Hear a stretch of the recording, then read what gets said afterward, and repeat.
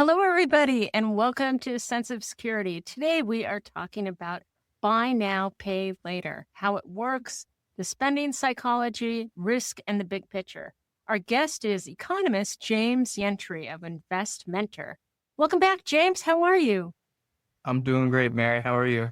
So, what is this buy now, pay later? I'm sure most of our listeners know what it is. How is it different from a credit card? Sure. Buy now, pay later payment method splits a purchase into smaller installments. Think typically like 4 equal payments over 6 to 8 week period. You get the product immediately, pay 25% up front, and then the remaining 75% is spread out over the 6 to 8 week term, whichever it was. But, a few key differences from the credit cards is buy now, pay later is marketed as 0% interest if you pay on time, whereas credit cards end up charging 15 to 25% APR on balances. Buy now, pay later typically has these fixed installment plans that are actually rigid, whereas credit cards, you have a maximum minimum payments, and then buy now, pay later has a lot looser approval process. They don't necessarily do hard pulls. They can pre-approve you with a certain set of parameters that they have based off of the purchase history, and that sometimes they'll even do a soft pull. But if you get a credit card, you got to do a hard pull and that whole fun process. So that's how they differ. So let's say I'm walking along and there's this great store and I see this sweater I really like, right? And I have a credit card and I have some cash, but I don't want to really spend it right now. I think I'll do buy now, pay later. Do I already have to set up this on some other site and say that's what I want to do? Or is it something that the store offers? Or how does that work? Or is it part of just my whole credit experience? Or is it I have to sign up with something like I've heard Klarna? So how does that work?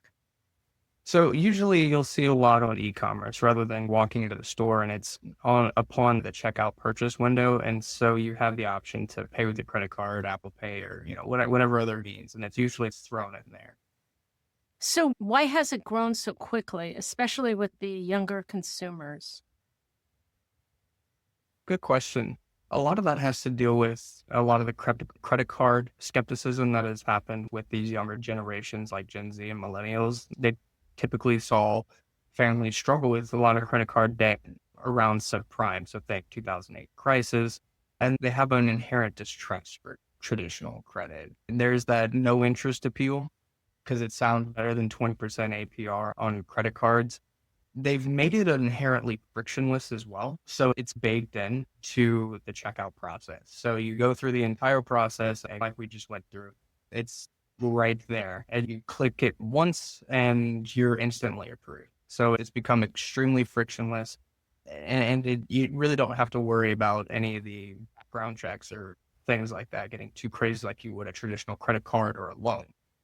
So a couple other things to note regarding that is the psychological framing, right? $100 today, because you pay 25% on a $400 purchase feels more manageable. I can pay $100, but I really don't want to pay $400 or even the total cost. Yeah, it's this, okay, I'm going to go ahead and get this item now for what you perceive as a discount on your current budget. And you take the item without having to fork over the full 400. So then how does the bill come to you? How does that work? So typically, when you set up the process, you'll go into signing up. It'll set up an email method and cadence and payments, and how you want to make payments on this. And so you'll have your pay schedule on it that way. So you'll set it up. You'll be able to get your approved method and then go through it that way. I do make it easy. Okay. All right. So what's actually happening behind the scenes when someone clicks pay in four? Behind the scenes, the buy now, pay later companies, they make money from merchant fees and I think like 2 to 8% per transaction, as well as late fees for consumers. So you have to think of it as essentially a short-term loan. But the back end step-by-step process, say you're buying $200 pair of shoes, at checkout, you select the Afterpay or Klarna, or instead of a credit card, it goes through the approval process. If you're a new user, they basically approve you instantaneously. based off transaction size, whether you have a history with them, and just a bunch of basic info. Put down 25%. So say on that 200, you put down 50 with the 150 remaining in the scheduled payments across the 4 to 6 weeks. The retailer gets paid up front. So they're not on the hook for anything. They get paid less the merchant fee. If they have a 3% merchant fee on 200, they're getting paid 194 up front. The retailer is completely out of it. So they leave the transaction unscathed. So now it's you and your buy now, pay later person. So at that point in time, $50 in 2 weeks, 4 weeks, 6 weeks is auto charged based off of the payment method that you've set up. Where a lot of people get hung up on this, and this is like taking a rabbit hole, is instead of signing it into a bank account or debit card, they'll link you to a credit card. So you're stacking debt on debt, which is not a good thing. So that's what happens behind the scene. So are there any of these buy now, pay later companies that have gone under because there's so many people who are going bankrupt, or it's buy now and then forget that I have to pay later? It gets put on the consumer, right? So if you want to talk about who's taking the risk and the risk profile overall, you're right. Buy now, pay later institution is taking most of the risk. Retailer is completely out of it. They got paid up front. And then you, as the consumer, you have to pay the late fee. Your risk is late fees. They'll report it to a credit bureau. They can send it to collections. You can get suspended from the account. So you're no longer able to use those types of services. But yeah, they're effectively the buy now, pay later institutions carry the most inherent risk. They're extending unsecured credit with minimal underwriting. And if defaults rise, they have to absorb the losses, which is why regulators are starting to watch them a little bit more. And providers may be underestimating a lot of risk. All right. Okay. So why does buy now, pay later feel easier to spend than with paying up front? What's a little psychology of that? I can guess, right? The immediate dopamine effect of getting what you want, right? Sure. So loss aversion, huge, but you also have payment decoupling. So those are two huge ones. So in behavioral economics, you have the classic payment decoupling, which is effectively separating the consumption from the payment. So you can think of it like, say you're at an all-inclusive resort and you've already paid everything. So when you go and eat everything seems free and, I'm just going to go ahead and eat as much as I can. But the reality is you've already paid for it. And so taking that same example, if you take that shoe example we talked about, handing over $200 feels like such a bigger loss than it does for payments over 50. But if you budget appropriately, you should be able to pay that without taking on that type of risk.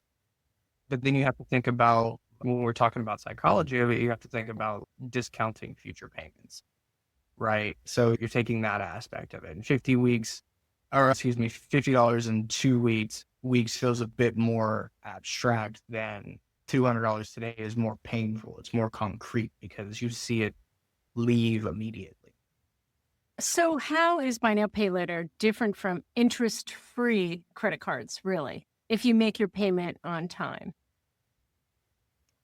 The ugly truth is they can technically both be viewed as interest-free, provided they're managed correctly, right?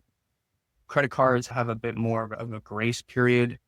You can pay in full by a due date with no interest paid, whereas buy now, pay later is a more rigid fixed schedule. So payments have to be paid on time or face fees. There's no flexibility in it.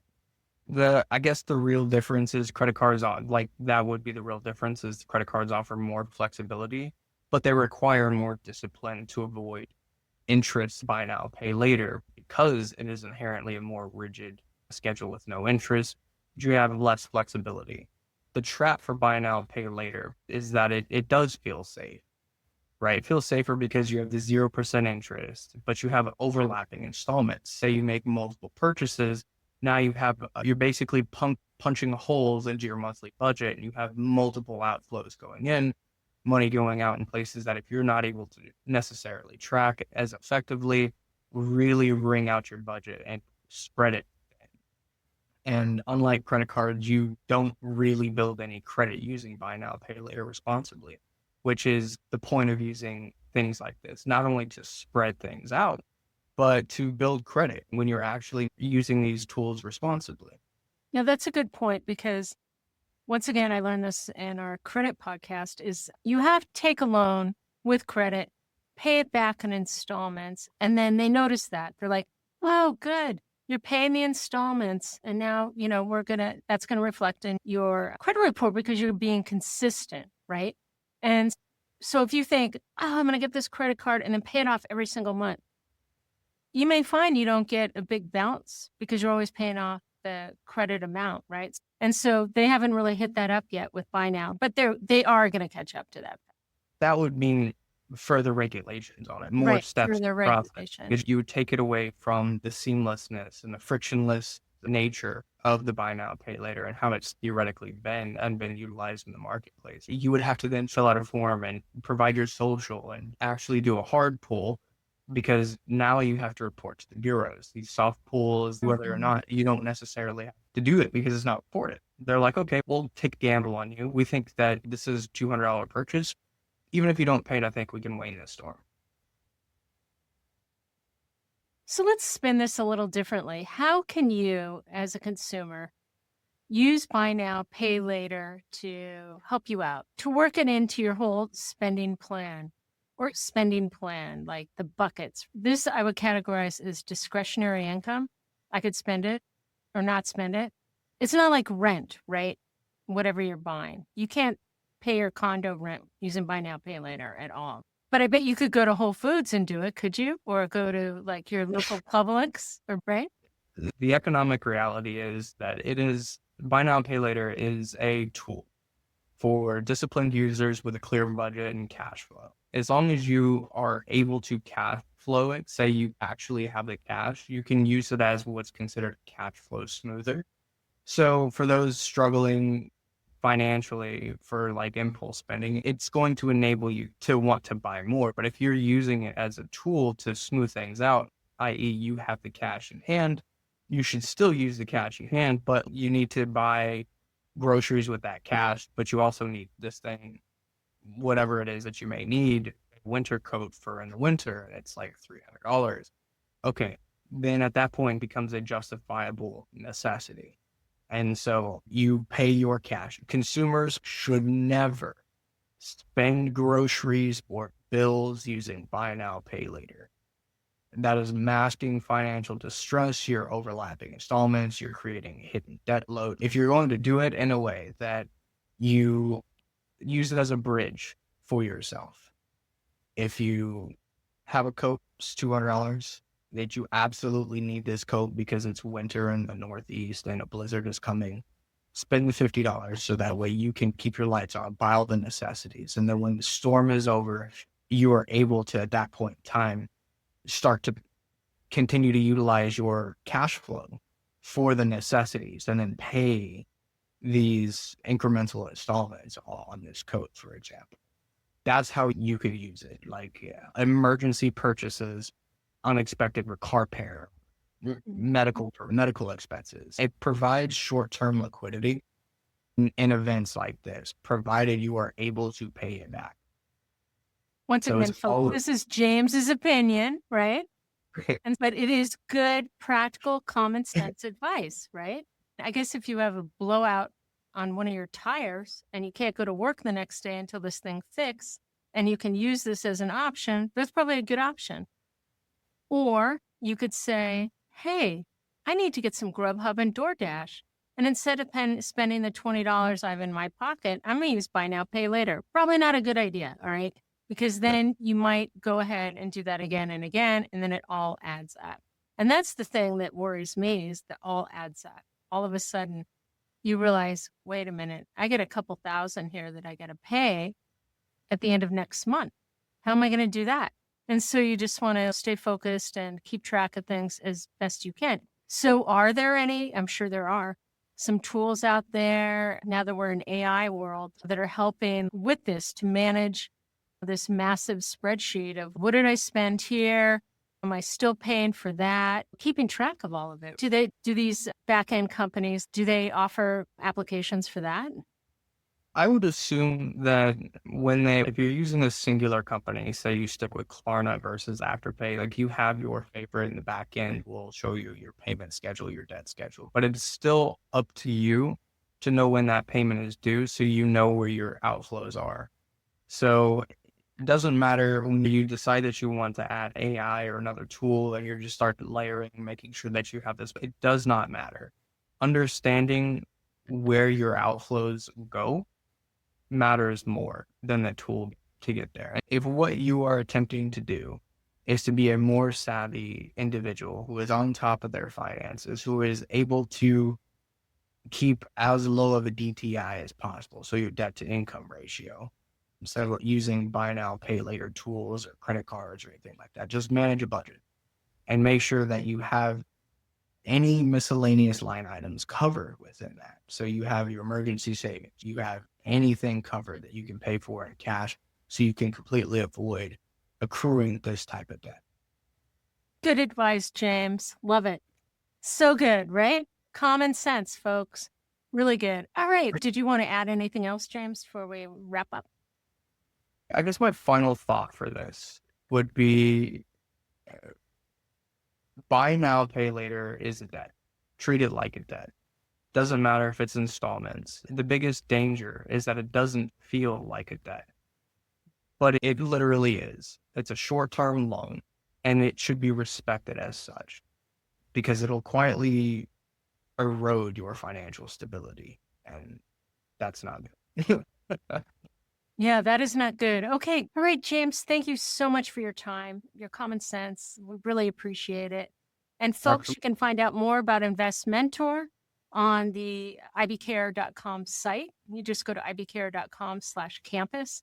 You can also see market commentary there and Traders Academy courses, other podcasts that you might be interested, and InvestMentor information as well.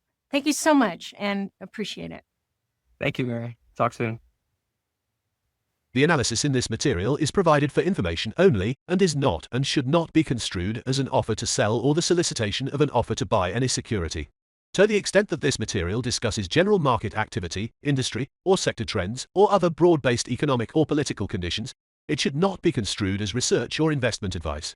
To the extent that it includes references to specific securities, commodities, currencies, or other instruments, those references do not constitute a recommendation by IBKR to buy, sell, or hold such investments.